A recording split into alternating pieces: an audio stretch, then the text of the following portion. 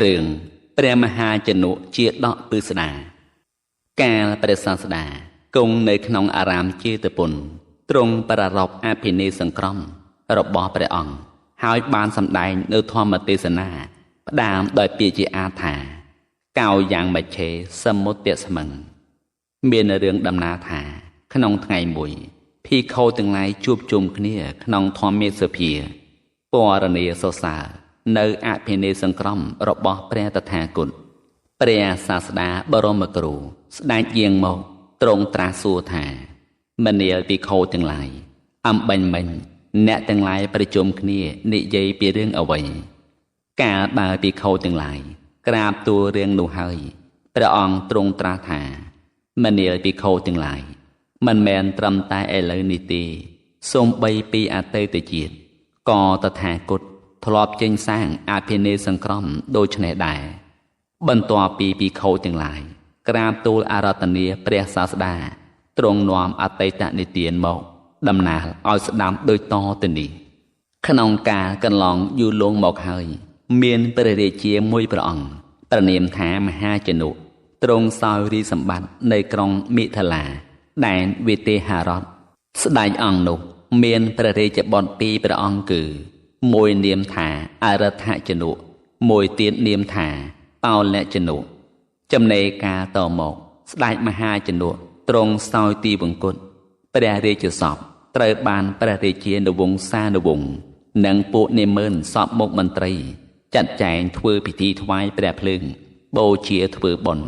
តាមព្រះរាជប្រវេណីក្នុងនគរលោកអំណើអត់ពីព្រះបាទមហាជនុអង្គនោះទៅរាជបុត្រច្បងនាមថាអរិដ្ឋជនុឡើងក្រុងរាជាព្រះមហាក្សត្រទ្រង់ស្នងព្រះបិតាហើយទ្រង់ប្រទានឋានៈដល់ព្រះអនុជបោលជនុជាព្រះឧបរាជស្ដេចអង្គនោះមានអាមាត្យម្នាក់ពូកែខាងអែបអបគាត់ចូលទៅគាល់ព្រះមហាក្សត្រហើយក្រាបទូលញុះញង់ថាបបិទ្ធព្រះសម្មាទិទេពឧបរាជមានបំណងចង់ធ្វើឃាតព្រះអង្គព្រះរាជាហេតុតែត្រូវអាមាត្យនោះខ្សឹបដាក់ត្រចៀកញយពេកព្រះអង្គបែរជាមានព្រះហឫទ័យលែងស្រឡាញ់ទុកចិត្តចំពោះព្រះអនុជទ្រង់ចេញរាជបញ្ជាឲ្យកងសេនាទាហានទៅចាប់បោលជនុដាក់ខ្នោះបណ្ដើរយកមកដាក់ឃុំឃាំងក្នុងព្រះរាជដំណាក់មួយក្បែរព្រះរាជនិវេសរបស់ព្រះរាជាហើយចាត់វិធានការយាមល្បាតយ៉ាងតឹងរ៉ឹងបំផុតព្រះឧបរាជបោលជនុធ្វើសេចក្ដីឋិដ្ឋានថាប្រសិនបើខ្ញុំមានគំនិតអាក្រក់ចង់ធ្វើឃាតចំពោះព្រះមហាក្សត្រជាបងពិតមែនសូមឲ្យខ្នោះនិងច្រវាក់កុំដោះចេញពីដៃជើងរបស់ខ្ញុំទាំងទ្វារដំណាក់ឃុំឃាំងក៏កុំរបើកឲ្យសោះតែបើគ្មានវិញនោះសូមឲ្យខ្នោះនិងច្រវាក់របេះខ្ចាត់ខ្ចាយអំពីដៃខ្ញុំទាំងទ្វារក៏សូមឲ្យរបើកចំហចោះរំពេចនោះឯងស្រាប់តែខ្នោះនិងច្រវាក់ដៃខ្ចាត់ខ្ចាយជាកំណាត់ទាំងទ្វារក៏របើកចំហឯងព្រះឧបរាជបានរត់ចេញពីក្នុងដំណាក់ឃុំឃាំងហើយធ្វើដំណើរទៅរហូតដល់ស្រុកចុងកាត់មនញោកមួយនៅឯជាដែនសម្រាប់រស់នៅទីនោះតាមបែបប្រជារាស្ត្រសាមញ្ញអ្នកស្រុកជាដែនស្គាល់ឧបរាជក៏នាំគ្នាជួយផ្គត់ផ្គង់លាក់កំបាំងការពារមិនឲ្យទាហានព្រះមហាក្សត្រចាប់បានឡើយព្រះឧបរាជបានគៀងគរបញ្ចូលអ្នកស្រុកជនបទតាមជាដែនឲ្យរួមកម្លាំងជាមួយនឹងខ្លួនជាលំដាប់រហូតដល់មានបរិវារជាច្រើនទៅណាមកណាមានអ្នកចោមរោមហែហោមជាហេតុឲ្យព្រះឧបរាជរលឹកឃើញថាការដាមឡើយម្ចាស់បងចោទអញថាក្បត់ព្រះអង្គទាំងដែលអញគ្មានគំនិតក្បត់ម្ចាស់បងបន្តិចទាល់តែសោះប៉ុន្តែឥឡូវនេះអញនឹងប្រកាសសង្គ្រាមជាមួយនឹងម្ចាស់បងវិញមើលដូច្នេះហើយព្រះឧបរាជមានមហាជនជាច្រើនចោមរោមជាបរិវារធ្វើដំណើរទៅកាន់ក្រុងមិថុលាបោះបន្ទាយស្នាក់នៅខាងក្រៅក្រុងពលទាហានរបស់ព្រះមហាក្សត្រអរិដ្ឋជនុឮដំណឹងថាព្រះឧបរាជយាងមកដូច្នោះទាហានភាគច្រើននាំគ្នាយកដំរីសេះពាហនៈជាដើមមកចោះចូលនឹងព្រះឧបរាជមិនតែប៉ុណ្ណោះ សូម្បីពួកជនផ្សេងទៀតក្នុងនគរមិថុលានោះក៏មករួបរวมនឹងព្រះអូបរាជដែរគ្រានោះព្រះអូបរាជបញ្ជូនសារលិខិតមួយច្បាប់ទៅថ្វាយព្រះរាជាបងដែលមានសេចក្តីថាការដាមឡើយទូលព្រះបង្គំជាខ្ញុំពុំដែលមានគំនិតអាក្រក់ចង់ក្បត់នឹងព្រះអង្គទេទើបតែឥឡូវនេះទូលព្រះបង្គំមានគំនិតចង់ដណ្ដើមរាជពីព្រះអង្គតើព្រះអង្គយល់ព្រមប្រគល់រាជដល់ទូលព្រះបង្គំទេបើពុំព្រមទេនឹងការសង្គ្រាមរវាងយើងទាំងពីរពុំខានព្រះមហាក្សត្រទ្រង់ជ្រាបសេចក្តីក្នុងសារលិខិតនោះហើយមិនប្រគល់រាជសម្បត្តិដល់បោលជនុដោយងាយទេព្រះអង្គបានសម្រេចព្រះហឫទ័យធ្វើសង្គ្រាមវិញហើយបានផ្ដាំព្រះអគ្គមហេសីថាមហេសីអូនធម្មតាការធ្វើសង្គ្រាមយើងមិនអាចដឹងជាមុនថាជោគជ័យឬបរាជ័យទេដូច្នេះប្រសិនបើបងមានគ្រោះថ្នាក់អ្វីមួយក្នុងសមរភូមិ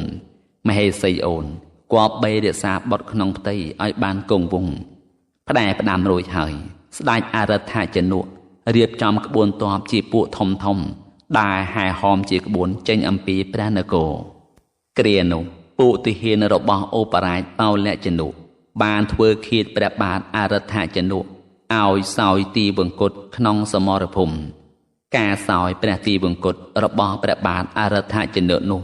បានបង្កើតឲ្យមានភាពច្របូកច្របល់ទូទាំងនគរថាព្រះរាជាសោយទីវង្គតហើយព្រះរាជាសោយទីវង្គតហើយរីឯព្រះអគ្គមហេសីរបស់ព្រះរាជាអរិ ដ្ឋជនុដឹងថាព្រះស្វាមីខ្លួនអស់ប្រជញ្ញហើយបានប្រវេប្រវាយកនៅវត្ថុមានតម្លៃមាសជាដើមដាក់ក្នុងកញ្ជើស្លៀកពាក់សម្ពុតសៅម៉ងជួលឈ្នួតកញ្ចាស់ល្មមតែផ្លែចម្លែកដល់ភ្នែកអ្នកផងទាំងពួងមើលពុំស្គាល់ព្រះអគ្គមហេសីបានដាក់វត្ថុមានតម្លៃក្នុងកញ្ជើដោយចាក់អង្ករដាក់ពីលើហើយទូលយាងចេញពីព្រះរាជវាំងទាំងកណ្ដាលថ្ងៃគ្មាននរណាម្នាក់ស្គាល់ថា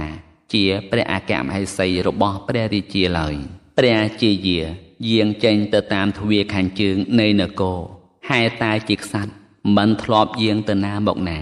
ម្ល៉េះហើយព្រះជាយាមិនអាចនឹងកំណត់ទិសដៅថាត្រូវទៅទីណាបានទេ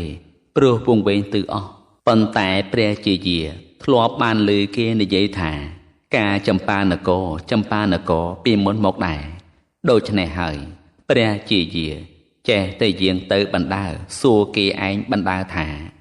មានបងប្អូនណាធ្វើដំណើរទៅការចម្ប៉ានគរទេដើរសួរគេរហូត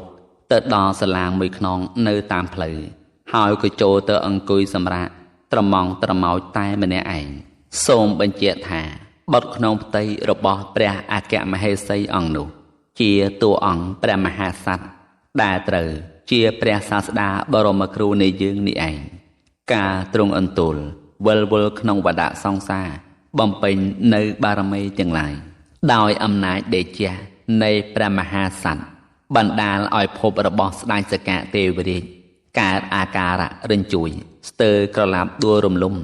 ព្រះអង្គទ្រង់រំពឹងមើលទ្រង់ជ្រាបនៅព្រឹត្តិការណ៍នោះស្ដេចទ្រង់ព្រះតម្រិះថាបុត្រដែលនៅក្នុងផ្ទៃនៃព្រះអគ្គមហេសីនោះគឺជាអ្នកមានបុណ្យធំអញត្រូវតែទៅជួយទើបសមទ្រង់ព្រះតម្រិះដូច្នេះហើយស្ដេចសកទេវរាជបាននិមិត្តរទេះប្រក់ដំបូលមានក្រែមួយខាងក្នុងទ្រង់ប្រែក្រឡាខ្លួនធ្វើជាមនុស្សចាស់បរទេះកាត់តាមទ្វារសាលាដែលព្រះអគ្គមហេសីគង់ទ្រង់ធ្វើជាឈប់ស្រែកអំពាវនាវថាមានអ្នកដំណើរណា